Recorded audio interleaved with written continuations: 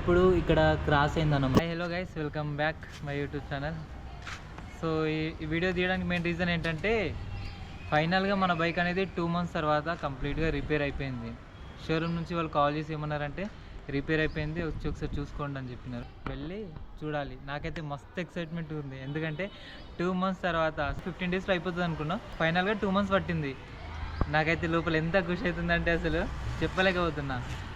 సరే వెళ్ళిన తర్వాత చూద్దాం.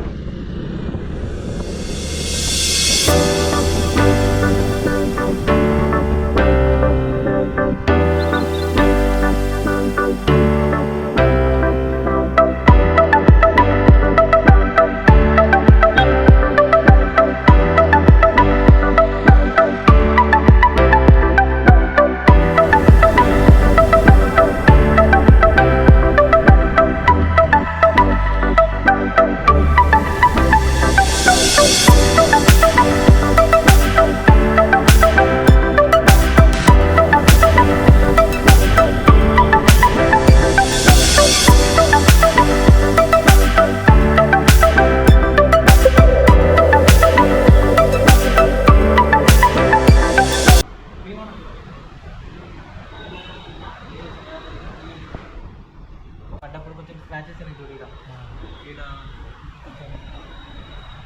సైటా అది కూడా క్లియర్ చేసి ఇస్తాను.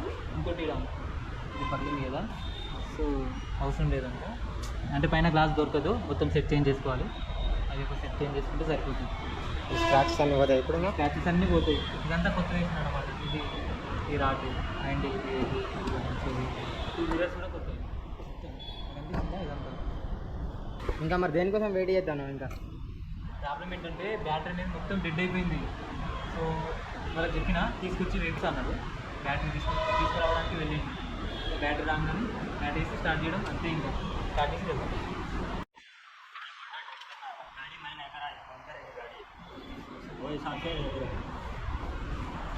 टाइम नहीं ऐड करा लो और अलग वो 2 कवर डाल दी तो खत्म, दिखते नहीं आगे. सही ఈ కవర్ కూడా इधर का 25,000 रुपये बस से तुम्हारे साथ. సో గైస్, అసలు ప్రాబ్లం ఏంటంటే ఈ సైలెన్సర్ ఉంది కదా, పడ్డప్పుడు ఇక్కడ క్రాస్ అయిందన్నమాట. క్రాస్ అయితే బ్యాక్ సైడ్లో కొంచెం హైట్ ఎక్కువైంది. ఇదంతా వాళ్ళు ఏమంటున్నారంటే కొత్త సైలెన్సర్ మార్చుకోవాలి, వీళ్ళు రిపేర్ చేయాలంటే దీన్ని స్ట్రేట్గా చేయరు షోరూంలో. అయితే మనం బయట వేయించుకోవచ్చు. బయట వెళ్తే వీళ్ళు స్ట్రేట్గా చేసిస్తారు. బయట మనం బయట చేయించుకుందాం. బయట చేయించుకుంటే స్ట్రేట్ అయిపోతుంది. అది ఇంకా ప్రాబ్లం ఏం లేదు, సెట్ అయిపోతుంది. 27 2-3,000 పెడితే ఇది స్ట్రేట్ అయిపోతుంది, ప్రాబ్లం సాల్వ్ అయిపోతుంది. ఇది స్ట్రేట్ అయితేనే ఇది ఉంది కదా, ఈ స్క్రూ అనేది అక్కడ కూర్చుంటుంది అట్లా. ఇంకా మిగతా అంతా బాగానే ఉంది, ఏం ప్రాబ్లం లేదు. ఈ ఇండికేటర్ అంటారా, నేనే వద్దని చెప్పిన. ఆల్రెడీ మన దగ్గర ఉన్న బయట వేయించుకుంటా అని చెప్పిన ఇండికేటర్స్ ఇది ఉంది కదా, సేమ్ దీనిలాగా ఉంటుంది అన్నమాట. ఇలా ఈ బ్రేక్ లాక్ వచ్చేసి దీంట్లో కూర్చుంటుంది. ఇది డౌన్ అయితే ఇది సెట్ అయిపోతుంది. ఇది మనకు కొంచెం హైట్ ఉందన్నమాట, కొద్దిగా ఇది కనిపిస్తుంది కదా. సో ఇండికేటర్ మనం చేంజ్ చేసుకుందాం బయట. ఇక్కడ అంటే ఇగో ఇలాంటి ఇండికేటర్స్ వస్తాయి. సో ఇవి ఆల్రెడీ మనం చేంజ్ చేసినాయి కాబట్టి బయట చేంజ్ చేసుకుంటామని చెప్పినాం. ఇంకా మిగతా అంతా బాగానే ఉంది, ఏం ప్రాబ్లం లేదు. ఒక డిస్ప్లే మాత్రం కొంచెం క్రాక్ వచ్చింది. బైక్ మాత్రం ఓకే, మొత్తం సెట్ అయిపోయింది. ఇదంతా చేంజ్ చేసినారు, చూసినారు కదా లాస్ట్ వీడియోలో. ఇదంతా మొత్తం పగిలిపోయింది. ఫైనల్గా బైక్ అయితే ఇలా ఉంది. ఇంకోటి ఏంటంటే స్టార్ట్ అయితే లేదు కదా, బ్యాటరీ ప్రాబ్లం అయితే బ్యాటరీ తెప్పిస్తున్నాం. బ్యాటరీ వేసిన తర్వాత స్టార్ట్ చేసి ఇస్తారు. రెండోది ఏంటంటే ఇదంతా క్లీన్ చేసి ఇస్తారన్నమాట. స్క్రాచెస్ ఉన్నాయి కదా, సో ఇదంతా క్లీన్ చేసి ఇస్తా అన్నారు. అది కూడా సెట్ అయిపోతుంది, ఇంకేం ప్రాబ్లం లేదు. మనం తర్వాత మనకి వైట్ గ్లాస్ నచ్చకపోతే బ్లాక్ వేయించుకుందాం. స్టార్టింగ్లో ఉండే కదా, అది తర్వాత చూడొచ్చు. ఫస్ట్ అయితే మనం షోరూమ్ నుంచి బండి తీయాలి అంతే. తీసిన తర్వాత ఏదైనా ఓకే సెట్, ప్రాబ్లం ఏం లేదు. అసలు ఎక్కువ కాస్ట్ దేనికి ఏంటంటే ఇది మెయిన్ హెడ్లైట్ కనిపిస్తుందా, సో దానికి 14,000 అయింది. అందుకని కొంచెం ఎక్కువైంది అన్నమాట, ఎక్స్పెన్సివ్ అంట. అది 14+ అయింది.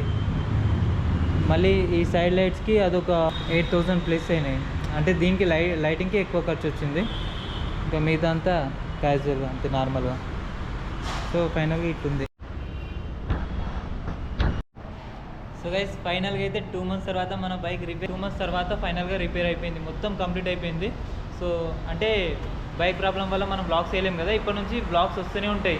మీరు కూడా సపోర్ట్ చేస్తూనే ఉండండి, మేము ఇంకా చేయడానికి ట్రై చేస్తూనే ఉంటాం. ఓకేనా గైస్, థ్యాంక్ యూ.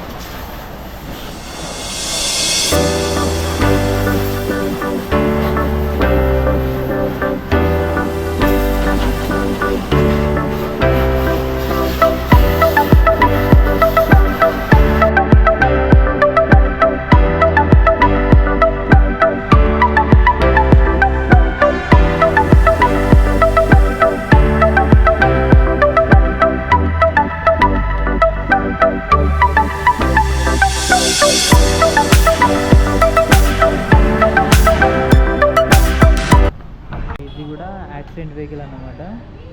వీళ్ళది కూడా యాక్సిడెంట్ అయింది 1.5 months అవుతుంది. వీళ్ళది ఎక్కువ డ్యామేజ్ అవ్వలేదు, మనది బాగా డ్యామేజ్ అయింది. మొత్తం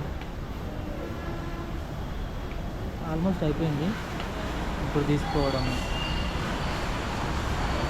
సేమ్, రెండు కూడా V4. ఇది రెడ్ కలర్, అది మనది బ్లూ కలర్.